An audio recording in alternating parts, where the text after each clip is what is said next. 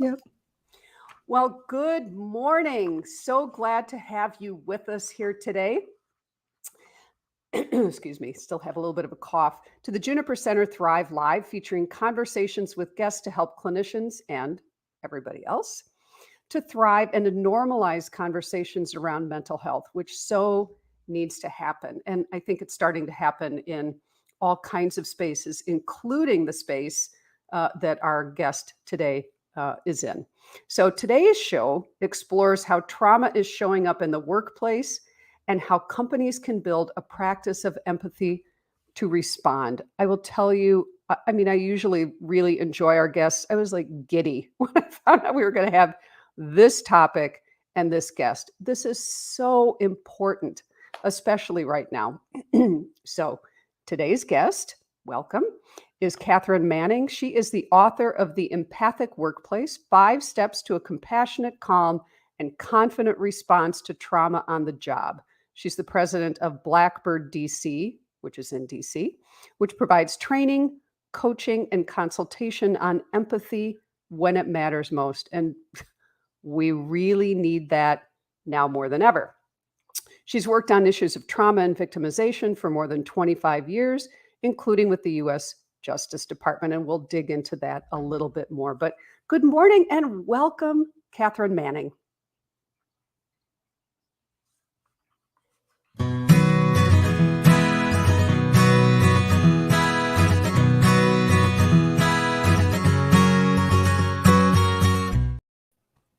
There's a little delay there. Good morning. I know you're there. I saw you. How are you? Good. It's really such a pleasure. Thanks for having me today. Well, thanks for being here. I really, really appreciate it. And I'm very excited about our conversation. And you are someone I want to connect with when we're done. So anyway, so folks, if you are watching live, and lots of folks watch this after the fact, there is a comment section. Please say hello. If you have a question, a comment, a thought, pop it in there. We'll try to answer it as we go. So Katharine, let's just dive right into what I think is pretty amazing experience. So some of the cases you have advised on include the Boston Marathon bombing, the Pulse nightclub, and South Carolina AME church shootings, the uprising in Charlottesville, the Madoff investment fraud, and the federal case against Larry Nassar, who is that doctor of the U.S. women's Olympic gymnastics team. So you are an attorney, but you do a lot of different roles, or you have a lot of different roles. Who were you representing in these cases? What was your role? And just, wow, those are big cases. So how were you helping the folks who were involved in these, really public, awful situations? I think I was fortunate in coming into the U.S. Department of Justice when I did. My own background had been, I had worked with crime victims for many years as a hotline volunteer, as a legal advocate, in issues of domestic violence, sexual assault. And I ended up eventually at the Justice Department. I came in 2004, which happened to be the year that a new victims' rights law passed. And I was the person who kind of became the department's expert on that law. And what that meant was that I helped the Justice Department formulate its plan for how do we ensure that victims get a voice in criminal proceedings. I did a lot of policy and training, and I also advised on pretty much every major victim case that came down the pike over the 15 years I was there. And what that meant is that I got to have a glimpse into how do we support victims of investment fraud, right? These huge cases, and it's a white collar crime, and they're spread out all over the place. Then how do we support victims of child exploitation, where it is often an interpersonal crime, and there are huge issues of privacy in the community? How do we support victims of terrorism, where you have often one site, one geographic area, but also a lot of media attention? So over time, I started to realize that even though these were very different types of victimization, and obviously every victim's story is their own, there were some overlaps in terms of what people needed. Everybody needed to feel heard and acknowledged. Everybody needed information. There was this craving for information. No matter what the crime was, everybody wanted to know more about what happened, when it happened, who knew what when. And everybody needed support in terms of services, to get back on their feet again. So I started to realize that there were these overlaps, and then I started to realize that it was not just the victims in our cases who needed those kinds of support. I had a conversation with a coworker, for instance, who thought that her ex-boyfriend might be stalking her. And I realized the way that I was supporting her was the same way I would support a victim in a case. I had another coworker whose father was dying hundreds of miles away, and I realized, it was the same types of things. She needed acknowledgement. She needed support. She needed to know what was possible and get as much information as she could. And I thought these issues are not limited to the criminal justice system. They touch upon us all in every aspect of our lives, including at work. And that's really what brought me to start to think about the book and writing this down, because one of the things I also learned is it's not only very common that we are encountering issues of trauma, distress at work, but people often don't deal with it in very healthy ways. So that was my goal in the book, is to help people know both that it's normal, it's not, it's something we should expect, that we're going to be encountering trauma in the workplace, and that there are a few things that we can do to handle it better, more in a more supportive and appropriate way. Mm.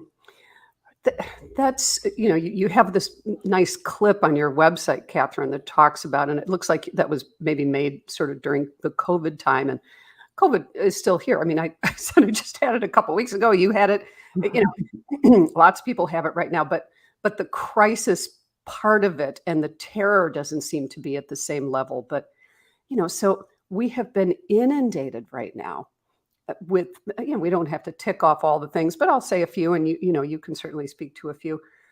Certainly COVID, there was all of the political unrest, there was, the George Floyd murder. I mean, there were so many things happening in the world and continue to be so. I mean, I was listening to the news, a quick NPR clip this morning and thought, I need to turn this off. So, we are inundated with this.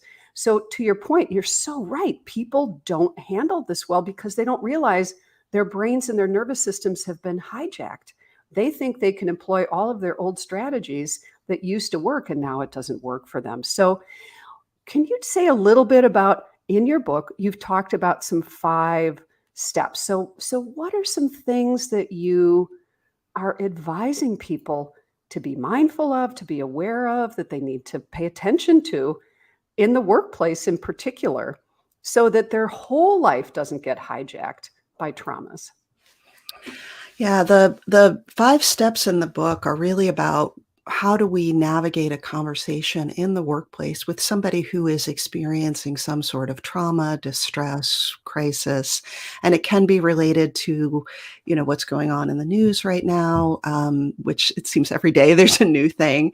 It also can be very personal things, issues of illness, injury, violence in the home. There's a lot of issues that people can be experiencing in their home lives, and then there's also issues in the workplace. I mean, I know that a lot of people are struggling with workplaces that are very toxic, with supervisors who are aggressive or bullying, and all of those things can create these moments of stress and anxiety that people are having to confront at work. So, what I advise, and my goal is not to turn people into therapists. I think that people need to have trained therapists to help them work through their issues. But I really think of these skills as kind of the CPR skills. Like, you are the one on the scene, so let's give some immediate support and then help them get on to somebody who can really support them over the long term. So the 5 steps are: listen.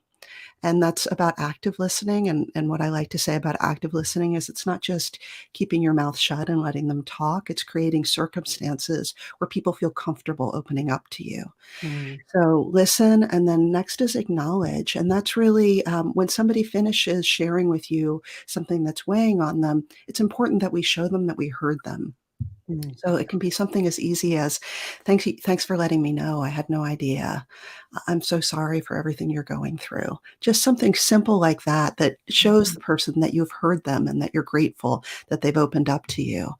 Then the third step is share information, and this is getting back to that idea that when our lives are turned upside down, we really are craving information. So maybe there's information about the incident or about processes that are available. If somebody is saying to you, "I believe my coworker is harassing me," maybe you can share, "This is where you report harassment. This is how that process works." And then the fourth step is empower, and this is about it's I would say in large part it's about boundary setting, recognizing that our goal here is not to take over somebody's lives, to fix what they're going through. Our goal is to give them a few tools that might help them decide what are the best next steps for them. So empowerment is about knowing things like, do you have mental health supports in the workplace, in your community even, that might be useful? I mean, the Juniper Center would be a great place to refer people for more information, right? Mhm. Mhm. So knowing about those kinds of resources that can be really useful to people in times of need. And then the fourth step, return, is about both literally checking in on the person later, returning to them, but it's also a return to ourselves and a Mm. recognition that supporting people through hard times can take a toll on us as well. And so we have to be really mindful of our own mental health and engaging in self care as well. Wow. So, right, that's isn't that what everyone wants? Everyone wants to be understood, heard, deeply taken in, and then they want that information. I mean, that is a craving, especially with trauma. We wanna know, we wanna know, Mhm. we wanna know. So all of those pieces, every one of those is so critical. So, Catherine, as an attorney, I know some lovely, lovely attorneys. But empathy isn't always a skill that would be, sort of front and center, but it certainly is for you. How did you come to this work? So, I mean, you've done some profound work to help people in really huge circumstances. So, how did you come to this work in this way? You know, um, so I had a family history of domestic violence. Fortunately, my mother had the resources and the wherewithal to leave, and so I didn't grow up in a violent household. But those early experiences were pretty formative for me. And when I got to college, one of the first things I did was I started volunteering on the hotline at the local domestic violence shelter. And it was really a call there, with a caller who had just discovered that her daughter was being abused by her ex-husband, and where I really felt the legal system had let her down. That's what Mm, propelled me to law school. I thought, that was the passion for me, was I wanna be supporting people who need it most, who are in these dire circumstances and really need mhm, better help from the legal system. So, to me, being a lawyer was always about, supporting people who were the most in need. mm, And one of the things that I love about the legal profession is it is, one of the tenets of our profession is that we do pro bono work. Our it is central to what our mission is recognizing that part of our responsibility is to provide support for people who can't afford legal assistance. So I love that about the law. That mm, said, you're absolutely right. There are a lot of things about legal training, and about the practice of law that really distance us from our emotions and from the sense of empathy. I like to say sometimes lawyers get into law robot mode where they feel like they're not allowed to have any kind of human reaction. They have to be, mm, professional and strong all the time. And a lot of my work is with lawyers trying to help them see that their humanity is a good thing and is actually very helpful to the mm, work that they're doing, particularly if you are, interviewing a witness. If you can get in touch with your emotional side and connect with them, that's going to allow you to get better information from them and allow them to be better witnesses, for you and for the case. So it's not a negative to be a human as a lawyer, it's mhm. actually a positive. Oh, for sure. Well, and really in most fields, Mhm. we argue that that's the case.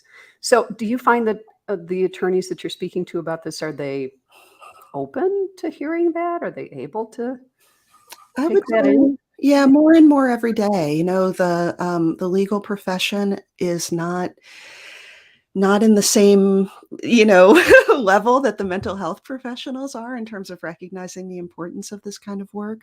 But I think more and more every day. I mean, I was at a law firm in my very early career, which was now, 20 years ago. The law firms of today are not like the law firm that I was at. There is Mm, a much greater awareness of the importance of mental health, the role of addiction and alcoholism, in the legal profession and the detrimental effects of those. And also, one of the things that we've seen through the last few years in this great resignation is a lot of turnover in the legal profession. And that has meant a lot of law firms and legal departments are having to confront, this is not something that we can just throw more money at this problem. We might have to mhm, really mhm. take a deeper look at how we are treating the humans who are doing this work. Mm, right, on, the people who are doing the work and what the impact is on the folks that they're working with. I love that you're able to speak to people about why empathy is important, because it's one of those soft skills that people, like, "Oh, for crying out loud." Um, I mean, I do a fair amount of consultation even, with practice owners of mental health practices, and sometimes he'll say, "I'm so sick of having to be empathic with my staff," you know, but we have to. And so it's one of those things that, boy, we really need to know about. So you have your legal training. You came to this with an open heart, with really wanting to help people. That was your motivation. You had this personal experience. And you have a master's in, is it a master's in trauma informed leadership? So I don't have the master's. The master's Oh, program has actually just started nearby at Dominican University. This last year was the first year they offered it, and I'm one of the professors of one of the core courses I there. see. Okay. It's So such a great program. can you tell us a little bit about that program? Because that would be something, trauma informed leadership. Like, Isn't that amazing? yeah, can I you tell us know. a bit about that? Yeah, it's great. It's largely the student body are people who work in fields where they're encountering a fair amount of trauma. So, people in social services, people who work in non governmental organizations, um, doing civil rights or other kinds of work. Oh, sorry about that. That's all right. We're And all just being human. yeah. My dog will bark in a minute. Don't worry. Yeah. One of the things that they're doing as part of the program, they're trying to make it as accessible as possible for people who are working professionals. And so the structure of it is not one that I've ever seen in any other program, but they do one course at a time for 8 weeks. And they just dive very, very deeply into that course. My course is called Intraprofessionalism, which is about how we work with one another in an organization to ensure that we are supporting, our colleagues Mm, in a trauma informed way. So we had a great time. It was all remote, but just really fascinating discussions. We talked about psychological safety and institutional betrayal. We talked about what are the ways that leaders take care of themselves so that, like your friend who's maybe suffering a little compassion fatigue, what are the things we can do as leaders to recognize that we have to be prioritizing ourselves as mm, well. mm. So it's a pretty exciting program, and I'm really glad to be a part of it. That's incredible. So this is a new program at Dominican, and for Mhm. folks, anyone who doesn't know about Dominican, that is a local university in the Chicagoland area in a suburb of southwestern suburb of Chicago. So that's exciting. So this course is training people, or this program is training leaders about compassion and empathy and Mm. how to really come to their workplace with that lens, which, how needed is that, for crying out loud, especially right now? Yeah, gosh, I've got to say, I've been doing a fair amount of work with community organizations lately, and what I'm hearing a lot is that the organizations are struggling. The need has gone up a lot in recent years for the reasons we've been talking about. Budgets are not meeting the need. And a lot of people are so burned out that they're actually losing staff. So all of these pressures, and then what's happening is often the leadership is maybe not recognizing or being as supportive of the folks who are doing the work. Some of the stories I've heard just have been really upsetting to me, to realize that you're putting people in these positions where you're asking them to serve clients in trauma without providing them the supportive background that they need to be able to do that work. Right. Well, and for leadership to be able to recognize trauma, because sometimes the employee may have no idea that what's happening for them, the irritability, the Mhm. fog, the inability to concentrate, making errors, being late, oversleeping, not, all of these things that they're bringing to the workplace. They're not, their work product isn't as good as it used to be. And if we just address the behavior, we're going to lose the employee, miss what's really happening. And if we can, we know how difficult it is, especially right now, to get good people. So if we Mhm. approach it from a trauma-informed lens, like, let me understand what has happened here. We had a shooting in our area about 15 minutes, 20 minutes from where I live in Highland Park, Illinois. And the reverberations, so that happened on the 4th of July, the reverberations are, of course, still continuing. And we've had some folks contact us who are saying, the people who work for us are afraid to go back to work. There's Mhm. all these pieces. And so thank goodness that you have the training that you do. How would you work with a company or an employer who's saying, oh my gosh, there's been an identifiable trauma, or I'm thinking someone might have had some trauma, or it seems like they did, and now I'm seeing it in the workplace, but I'm a manager. I make widgets. I don't really know what to do here. I mean, so Mhm. I Yeah. could be a little more creative than that, but whatever. So how would you work with someone in that position? Yeah, you're absolutely right. I mean, managers are often the front line for a lot of these issues. I spoke with an energy company. I mean, you don't think of them, they're not my students at Dominican. I Mhm. mean, these are managers who are focused on a, particular outcome in their workplace, but they care about their team members. And they were saying, we have team members, who are coming to us with, my child is suicidal and I don't know what to do. With, I just found out I have COVID and I'm really, really scared because I have a pre-existing condition and I don't know what's going to happen. So Mhm. very, very heavy issues that Mhm. managers and really anybody in a workplace can be confronted with. And there is that moment, if you don't have the training, of just, deer in the headlights, like, oh my gosh, I don't know what to say. I'm afraid I'm going to say the wrong thing and make it worse. So how can I just get out of this as quickly as possible? That's often the reaction. I'm uncomfortable. Where's the Mhm. exit?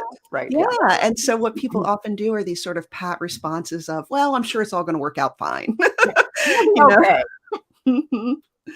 Yeah, so what I try to do is just, I mean, honestly, it's giving them language, just doing things Mhm. like helping them know it is okay to be scared. That means you're a human, right? We get that is a normal human response, to feel really overwhelmed and have that fear response is normal. So don't feel bad about that, but let's just work through it. So that's why I have the LASER as an acronym, partly to just help people in those Mhm. moments of fear, to keep that in mind. Mhm. And then really it's just about helping them, I think of it as almost safety planning. Like, let's think ahead of time about, somebody might come to you with something difficult. So what are some things that feel comfortable for you to say? We do some hypotheticals, imagine this scenario. And then we have, people talk with each other and then give Role feedback, play. share what was helpful, what was not. And, Mhm. I think a lot of it is just people practicing and also normalizing. It's okay to feel uncomfortable, to feel like maybe you didn't handle that perfectly, but let's just keep talking about it and not treat this as, radioactive, like we just have to get away from it as quickly as possible. Exactly. And do you get pushback sometimes from those managers who just think these soft skills are mushy and not their job? Yeah, I mean, I think this is probably an area where my legal training helps me, as I'm pretty good at making a case, right? Very So the very first session or the beginning of any session is always going to be, here's why this matters. And Mhm, I do that case is this is the business case for it. This is how, like I talked about with attorneys, you're going to get better information from people. mhm, That's your job right now, is to elicit information from this witness. You're going to get better information from them if you're able to bring the stress level down. And let me give you some ideas about how to do that. Right. And so with corporations, there's tons of phenomenal research on the effect of empathy and building psychological safety, which leads to greater productivity, creativity, loyalty, and on and on. So I always start off with the business case. But what's been fascinating for me to see is, they need to hear it. Those leaders need to hear that business case. But once they get it, they all have their own story mm, of something that happened to them at work where a manager was not empathetic, or where they were really empathetic in a time that it mattered, or where they themselves think back. I had one guy said, I felt guilty for 20 years about the way that I handled this situation. mm. Oh, So, wow. yeah, they Mm. need to hear that, but I think they get it. Once you can get past that, they really get it and are very eager to learn these skills. Oh, that's so fantastic. Boy, and what a difference that makes for somebody to have this kind of intervention in the workplace and for the manager to be prepared and to know what to do. So, if a company wanted to work with you, I mean, you work with, you've done a lot of big sorts of work in this field, but what would your ideal client look like? And how should they contact you? I mean, obviously, they can get you at katharinemanning.com, but what does that process look like if a Yeah. company would like to work with you? I mean, so I will say I love working with all different kinds of companies. I've done a lot of work with community groups lately. That's been very rewarding for me. I've done a lot of government work, a lot of military lately, and state governments, and then corporations. And this is, to me, it goes back to when I was at DOJ. The issues maybe, the circumstances might be different. Fraud is very different from terrorism, but the issues that people need in these environments are the same.